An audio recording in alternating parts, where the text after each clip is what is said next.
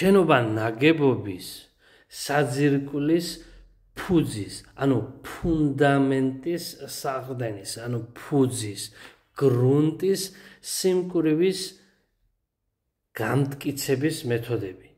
თუმცა სანამ ამ გამტკიცების დაწნეხვა-შეწნეხვის მეთოდზე გადავალთ, მნიშვნელოვანი არის შევისწავლოთ 10 მნიშვნელოვანი ფაქტორი გრუნტში არსებული მდგომარეობის შესახებ. პირველი, ბუნებრივი ტენიანობა, ბუნებრივი სიმკვრივი, ჩონჩხის სიმკვრივი, მშრალი გრუნტის სიმკვრივი, პლასტიურობის ზედაზღვარი, პლასტიურობის ქვედაზღვარი, პლასტიურობის რიცხვი, გრუნტის შიგა ხახუნის კუთხე, კუთრი შეჭიდულობა, დეფორმაციის მოდული.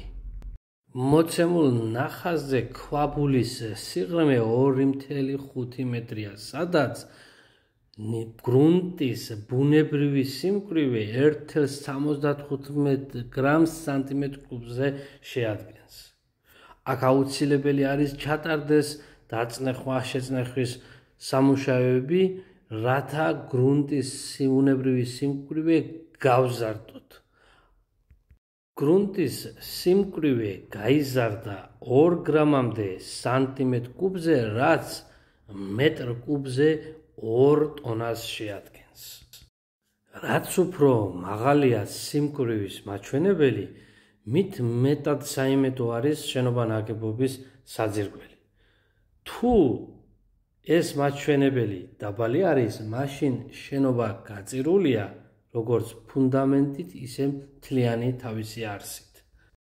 როდესაც მშენებლობა მიმდინარეობს ისეთ ტერიტორიებზე, სადაც უწინ ფუნქციონირებდა ნაგავსაყრელები, ეს იწვევს ნეგატივს ადამიანებში. თუმცა სანამ მშენებლობის ნებართვა გაიცემა და სანამ მშენებლობა დაიწყება, იქ მიმდინარეობს შესაბამისი გეოლოგიური კვლევები ნიადაგში არსებული გრუნტის სიმკვრივეს, რათა მოხდეს არსებული ბუნებრივი გრუნტის სიმკვრივის მეტად გამკვრივება, გამტკიცება სხვადასხვა ხელოვნური მეთოდებით, რაც მოიცავს დაპრესვას, დაწნეხვას, ბეტონის ჩასხმას, ბუნებრივი მძიმე ქვების დაპრესვას და სხვადასხვა ტიპის სამუშაოებს.